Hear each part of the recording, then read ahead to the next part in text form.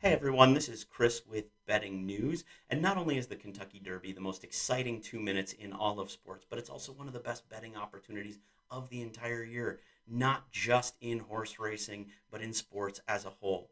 So, in the next couple minutes, I'm going to be taking you through some timeless tips to help you make smarter bets on Derby Day. Let's get into it.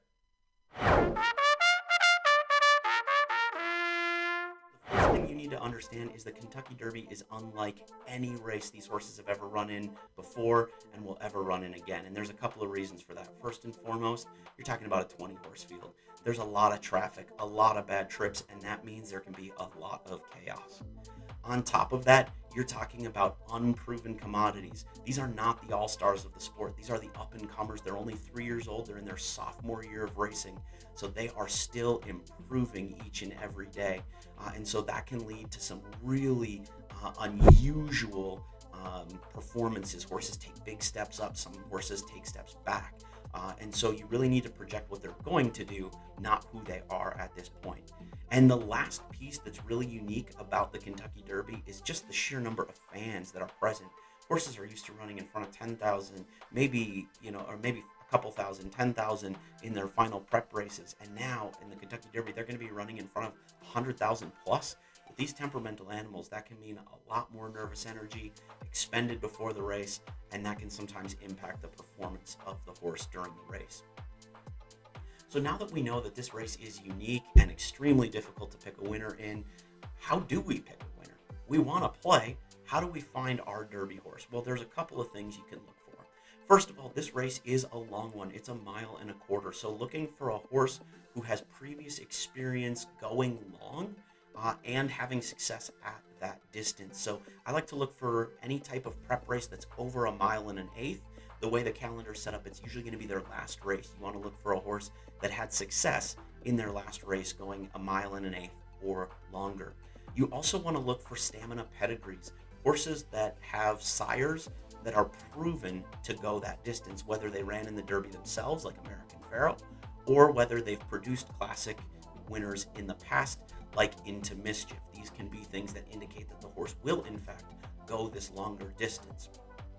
Just like any other race, it's also important to know where the horse is going to be located during the race. In the Kentucky Derby, extremes tend not to do very well. A horse that sits way out of it is going to have to pass 19 horses in order to win the race. That's no small task. And by the same token, a horse that likes to be out on the lead by themselves, there's much more likely that they're going to have company in a 20 horse field. So finding a horse that can sit in sort of that 3 to 5 lengths off of the leader and then make that well-timed run into the stretch, pass a couple of horses, limit the amount of traffic, and get home across the wire in first can be a huge asset. Now, if you can find a horse that can not only make that trip happen, but can also take the lead when it's given to them, that horse gets a major upgrade. And the final thing that is important to look for is the human connections. The jockey and trainer that have had success in this race before. It's a unique race, so you want a trainer that's proven to get a horse ready for these crowds and this distance and this type of race. You also want a jockey who has been there before, has had a chance to experience what it looks like trying to ride against that many other horses. Those things can be huge assets to helping you find your Derby horse.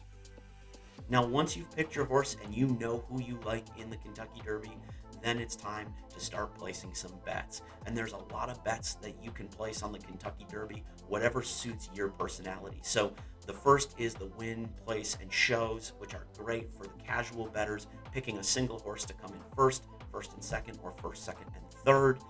These are going to have lower payouts, but they are relatively easier to hit than the other ones. And so if you're someone who just wants to put a few bucks on a horse to win the race, those can be great opportunities for you. Now, if you're looking for something with a little higher ROI potential, you might want to look at the vertical and horizontal propositions on the Derby. The verticals include the exacta, the trifecta, and the superfecta, which require picking the horses in the first place, the second place, the third place, and the fourth place. So exacta first and second, tri first, second, and third, superfecta first, second, third, and fourth. Obviously, these are a lot more complicated because it's hard to figure out who's going to be the third best horse in the race. um, but they can offer much higher payouts, especially on Kentucky Derby Day. And then the horizontal wagers are picking winners of consecutive races, so the daily double, the pick 3, the pick 4, etc. And in these races, again, high degree of difficulty, because if you're wrong even once, then your whole ticket's blown up and you go back to zero. So high payout, high probable return, but in the case of both verticals and horizontals, you got to be ready for some losing streaks and you got to have some thick skin. When you hit, it should be worth it. But if you don't, it can get a little bit frustrating. So hang in there. Now, it is also important on Derby Day to check out any special wagers that are offered, like the Oaks Derby Daily Double. Those can be wagers where you can put together the winner of the Kentucky Oaks on Friday and the Derby on Saturday and put them together in a wager that isn't offered on a typical racing day. So make sure you're always paying attention to that. Now, with those tips, I will remind you that betting the Kentucky Derby is as much about strategy as it is about luck, but you do need the perfect confluence of both. So hopefully you found this helpful. If you did, you can go ahead and give us a follow here, subscribe, follow me on X at handicappingT3, and don't forget to continue checking back on bettingnews.com for all of our Derby coverage each and every year. Cash those tickets on Derby Day.